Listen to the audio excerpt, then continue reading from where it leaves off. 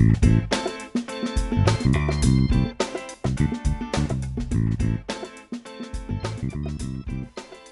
1952, A.S. Douglas created the first graphical computer game called Tic-Tac-Toe, or Noughts and Crosses.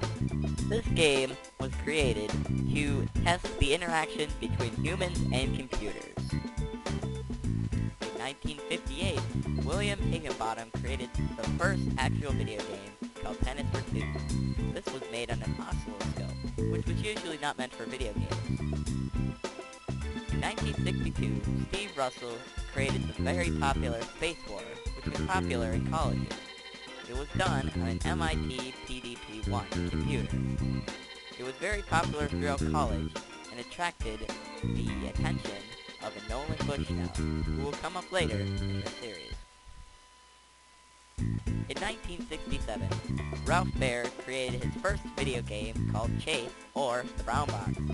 This was the first video game he wrote, and would later evolve into a first home video game console. In 1971, Nolan Bushnell and Ted Danby created Computer Space, the first video arcade machine. It was also Nolan Bushnell's first video game. In 1972, Nolan Bushnell and Ted Danby founded Atari. They founded Atari after a convention on the Magnavox Odyssey. In 1972, Ralph Baer, who created the Brown Box, sold his product to the market as the Magnavox Odyssey. This was the first home video game console and was the inspiration for Pong. In 1975, Atari released Pong, the most popular in one of the most famous video game arcades ever. In 1975, the first PC game to come out, called Gunfight, came out. This was the first personal computer game, and there's not much to say other than that. In 1976, the Coleco Telstar came out. This was Coleco's first Pong console. Certainly not their last. In 1977, Atari created their first home console with interchangeable cartridges called the Atari Computer System, or abbreviated Atari 2600.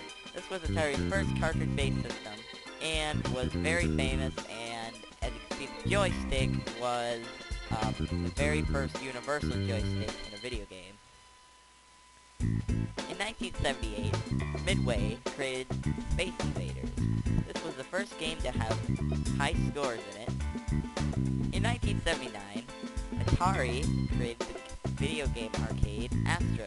This was the first video game to have 3 character names for your high score. In 1980, Mattel released the Intellivision.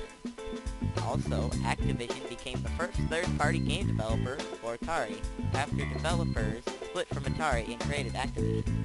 And Midway's Pac-Man was released as an arcade cabinet. In 1981, Arnie Katz and Bill Kunkel created the first gaming magazine called Electronic Games. It was the first video game magazine. In 1982, Atari released their follow-up to Atari 2600, the Atari 5200. It was released complete with the ColecoVision, and did not live up to the hopes that they had for a new console, because it did not have backwards compatibility, and the controllers were very hard to hold. In 1983, the video game crash of 1983 happened, where no one wanted to play video games anymore. On a lighter note, the Commodore 64 was released, and it was the most powerful gaming machine to date. It was a computer. In 1984, the video crash was still in effect. In 1985, Tetris, a Russian-developed game, was released on the PC. In 1986, Nintendo released the NES, or Nintendo Entertainment System, and it was their first console that they released in, I'm pretty sure it was their first console, and so, yeah, it was one of the best ones, and a lot of people still love the NES. It's probably on the top list of my favorite consoles, so, yeah. In 1989, Nintendo released the Nintendo Game Boy, which is another one of my favorite things. I had a Nintendo Game Boy when I was younger. It was my first video game ever, probably. And they also released the Sega Genesis. Not Nintendo, but Sega did. And I do own a Sega Genesis, and they're some pretty good consoles. So yeah, in 1991, Nintendo released the Super NES, which is pretty much the NES, which was the Nintendo Entertainment System, but it just got bumped up a lot. I think it got bumped up to 16-bit graphics, and it's also added a different feel to the controller, and yeah, that also probably one of my top favorite video games. Consoles. In 1993, Atari released their final video game console, which was the Atari Jaguar, and it was the first 64-bit console, and it just, I haven't heard a lot about it, so really it probably didn't do that well, and so yeah, that's pretty much all that happened in 1993. Apparently, after that, Atari collapsed and failed, so yeah. In 1994, the ESRB is introduced. The ESRB, if you guys don't know, whenever you guys look down in the corner of like a video game or anything that you pick up, you always see that little E for everyone, T for teen, M for mature, C for, I think it's C, EC for educational, and then there's also A for adult. Well, that was introduced in 1994, and it stands for Entertainment Software Rating Board, and yeah. In 1995, Sony released their first video game console, which was the PlayStation 1. Originally, Sony was not going to make video game consoles, but because they were going to make the Super Nintendo a disc-based system, but they decided not to. Nintendo kind of went their separate way and decided to use cartridges again. So Sony decided to take that to their own level, and they made their own video game console. So that's what happened in 1995, I believe. In 1996, the Super Nintendo was released. It was one of the more better consoles after... it was the first, like, really good 64-bit one. The PlayStation 1 was okay. The Atari, whatever it was fine. But the Nintendo 64, it was a really good console, and everybody loved it when it came out. So I count that as the first true 64-bit console. In 1997, Tiger Games releases its first portable video game console, and if you guys don't know what Tiger Games is, it is a very bad company. They still exist today. I think they make like the McDonald's things and things like that, like the toys that comes with a Happy Meal. Well, anyways, pretty much what they are is they're the people who make those little handheld things, you know, with the really bad animation. They're in black. They don't have any color. It's just usually a little background and then black and white. Well, they made their own video game console, and I'm just gonna say right now, it was very bad. Very bad. That's all that I can explain on this topic. In 1999, the Sega Dreamcast was released. It was the first, it was the last Sega video game console before Sega started moving away from being, you know, its own console developers, and eventually Sega just became like a software company. So that's what happened in 1999. In the year 2000, Sony releases its second home video game console, and it is the PlayStation 2. It is still used today. A lot of people really love the PS2. It is a really good console. I own a PS3, but you know, PS2, I wish that I had one because there's a lot of cool games on it, and also I just like it because it's backwards compatible with the PlayStation 1, and there were a lot of fun games on the PlayStation 1, so that's what happened in 2000.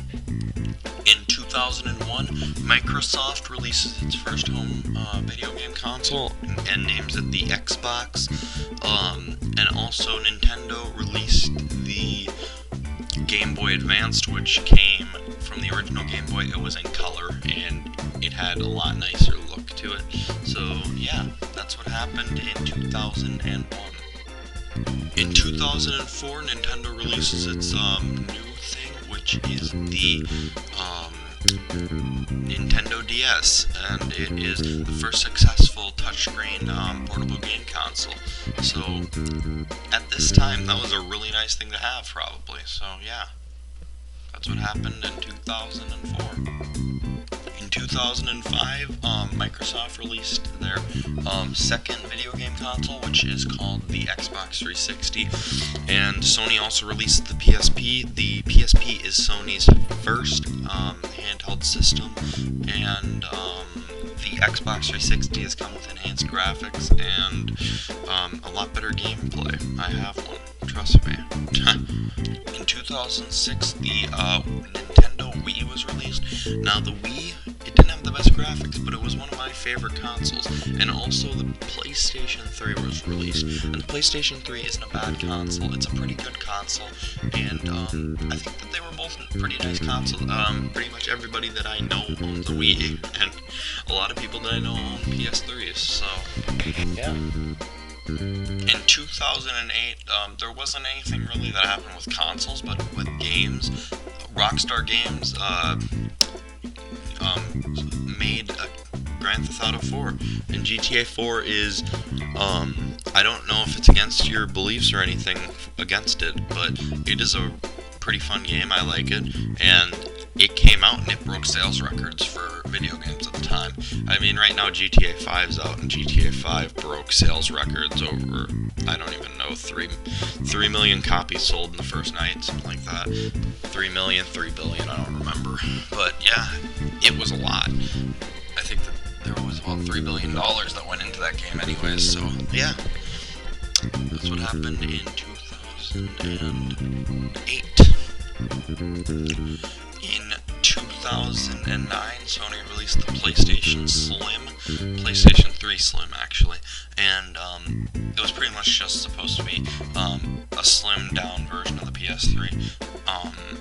It was kind of a bit, I always felt like it was a bit like the same size or larger, but you know, it was okay for the time. So yeah, that's what happened in 2009. In 2010, the first PAX East convention is held, and if you don't know what the PAX East Expo is, it's one of the biggest video game conventions here in the United States. I think it's in the United States every time, at least, I believe it is. And anyways, that was the first year, and PAX East has been a very big thing to a lot of people, so yeah.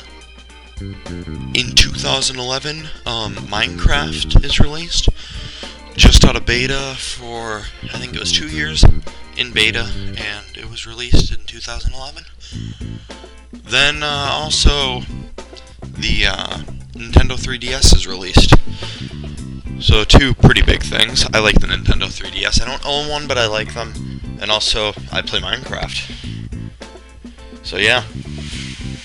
In 2012, the PS3 Super Slim and the PlayStation Vita are released. Also, the Wii U is released. I do own a Nintendo Wii U. I believe I just own the Slim of a PS3, but not. I do not own a PlayStation Vita though. But that's what was released. So yeah. A little bit towards the end of 2013, and in about 4 more days, and at the point that I'm recording this, and about 10 more days, or 15 more days, Microsoft is about to release the Xbox One in about 15 more days, the new generation console, and the PS4 is about to release on the 15th, I believe, so that's about 4 days away. Then also the Nintendo 2DS has come out, which is pretty much the 3DS. You can play 3DS and regular DS games on the Nintendo 2DS without those annoying eye strains. So that's the end. Thanks for watching.